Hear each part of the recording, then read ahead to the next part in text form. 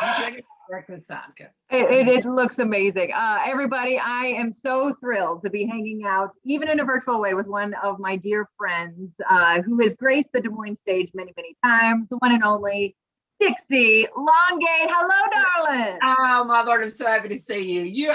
First of all, you have the brightest, shiniest smile in the world. And there's nothing I love better than a good smile because it just infects everybody and lifts everybody up a little bit. So I love seeing your smile in the morning. That is the second best thing you can see, except like that guy that you met at the bar and you're like, oh, you look good in the morning too. Like, when you do that, when you go and you like pick somebody up at a bar and you're like, maybe, and then it's dark and you think, nah, and then you get home and then the next morning you roll over and you're like, okay, that worked. Like, you don't even have to bake apology cupcakes or anything. You're like, yay, I did good. Like that. You have that same kind of smile, that smile that just lights everything up. So God bless you. I hope you're doing well. And I love your hair. It's super spunky. I think it's so cute. I love it. I thank you. It's easy. God bless us. I need easy right now in my life. Honey, I know that feeling. If you can roll under a dumpster and just be like, done, and then get out, I get it. I get it. We got things to do. We don't always have time to mess with stuff like hair or bras or pants, all those things. It's just hard.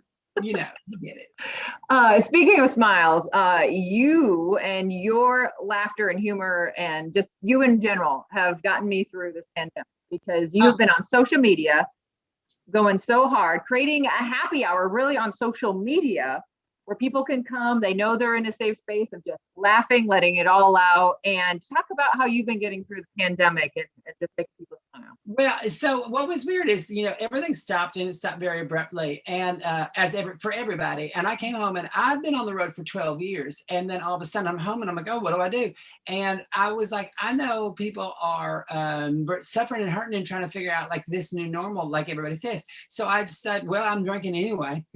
Might as well drink all night. And so I'd fire up my social media and I'd make a little cocktail and I just talk to people and everything. And then it grew and grew and grew. And I thought, you know what, this little happy hour is, and I was getting the nicest words from people saying just like, thank you for this. And it's just giving me something to look forward to.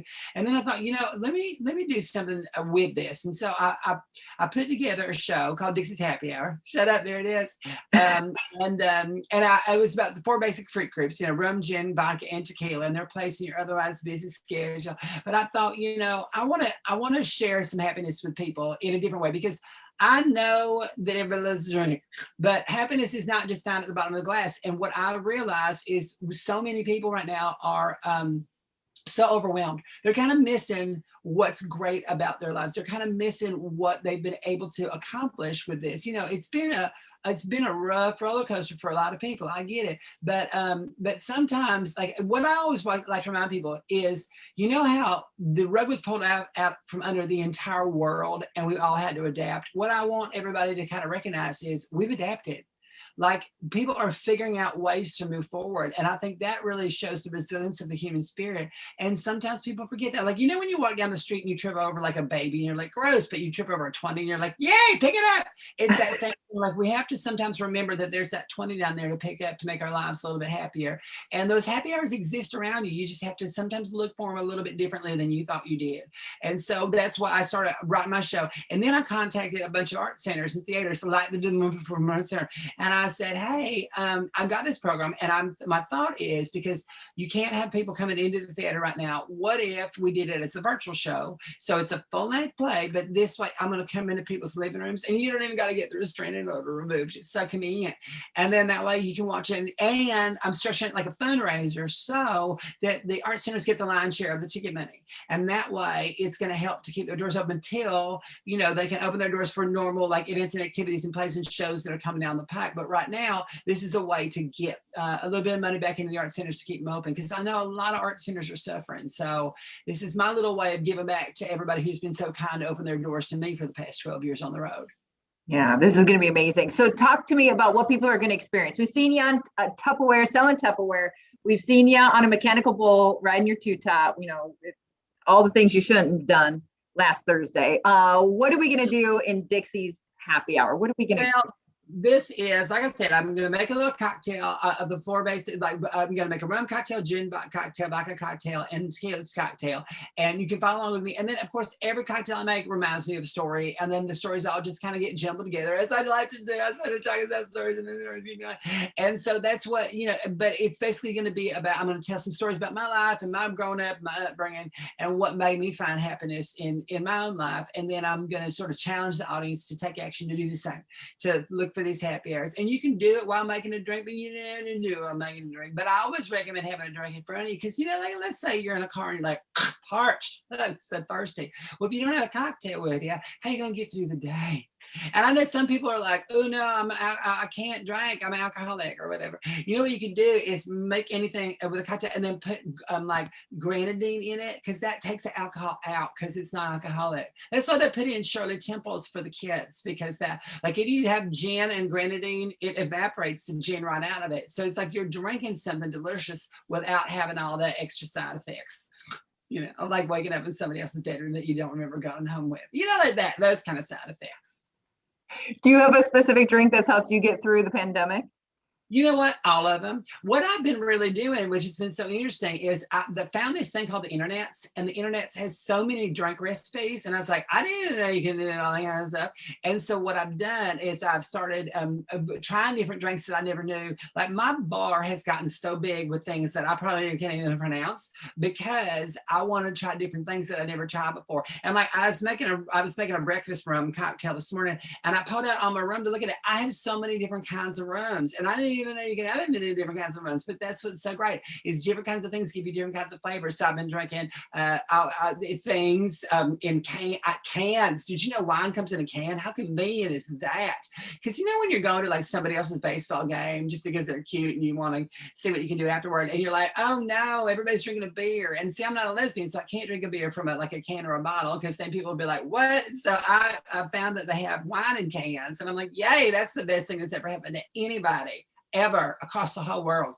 I know. So yeah, I've been trying different things, because I don't want to get stuck in a rut. You know, like one time a social worker comes over and you're drinking wine from the bottle and they frown on it, and you're like, all right, well then I'll do something else. You know, it's just weird. God, I love you. What do people need to know? If they want to see you in Dixie's happy hour, what do they need to do to make that happen? Because you have to sign up for a specific time in order to make this happen.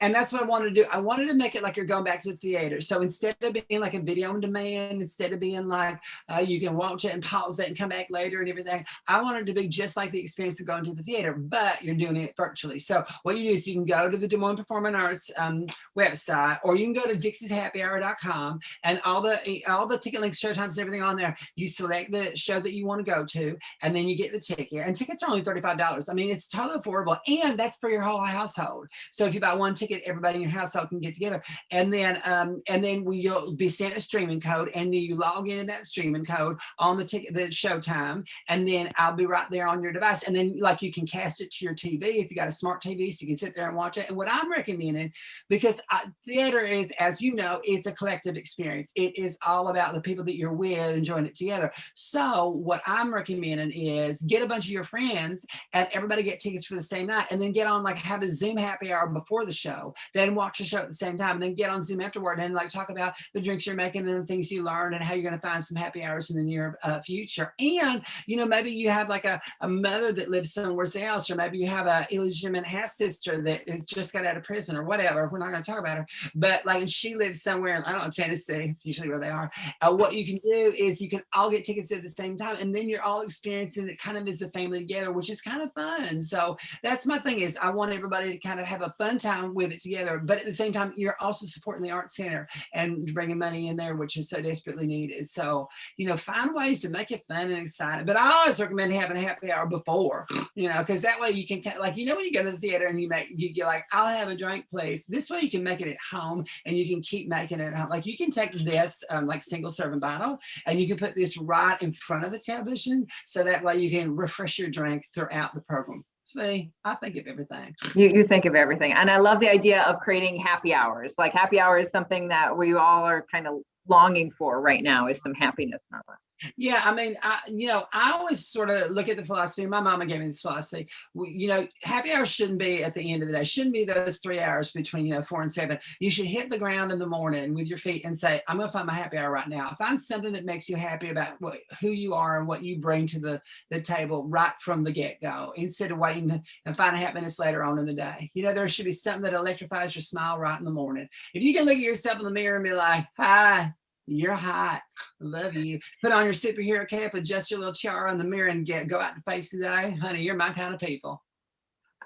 I love it. So we're going to see you virtually here in the Des Moines and supporting Des Moines Performing Arts, March 4th through the 7th. And this is the only way to see this particular show. If you love Dixie as much as I do, you love the Tupperware, you love Mechanical Bull, and now you're going to love Happy Hour. This is the only way to see it.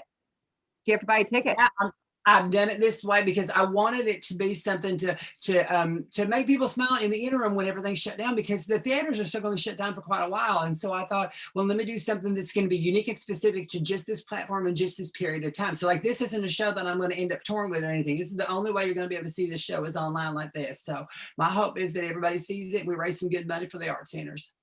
Love it. Dixie, you're the best thing ever. Love you, sweetheart, and wish you and your family. Are the kids doing okay?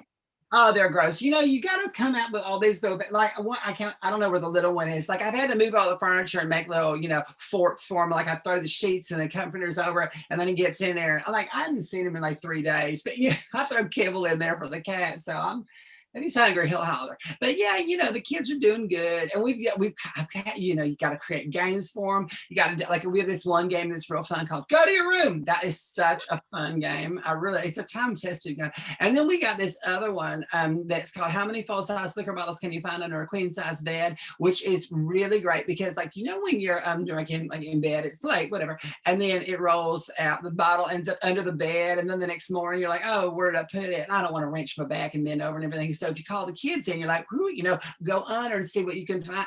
43, by the way, that's the number of full-size liquor bottles you can find. And so what they do is they pull them out, but it's a learning thing, because you're like, hey, did you know that gin and tequila look the same? So that's how you let kids learn, because then they test them and they figure out which one is which. So like if they have a half bottle of something, they can mix it with another half bottle of something, and it's the same thing, because you don't want to mix the wrong thing with the wrong thing. That way it makes it better. We also have this fun game that we play where it's really nice, where we go out like once a week. We bake a little lasagna for my neighbor that lives across the street, Sheila Dunn. And we're like, how many living cats can you find when she opens it? She's a hoarder. Well, she's not technically a hoarder, just that the Learning Channel films a lot of episodes of that show at her house. So what happens is, like, we put the lasagna out in front, stoop, and we knock on the door, and we're like, oh, it's lasagna. And then, we're being neighborly and helping her out, and then, but you got to put it kind of away from where she opens the door. You got to put it on the other side so she opens the door all the way. And then when she's out getting it, you're like, 1, 2, 3, 4, 8. We found 8. 8 little cats walking around. You can only count the living ones. You can't count the dead ones, because you don't know if they're real or if they're just like a furry thing, like a sock or a muff just sitting on the ground. But there's so many things to do to keep the kids busy right now. It's true.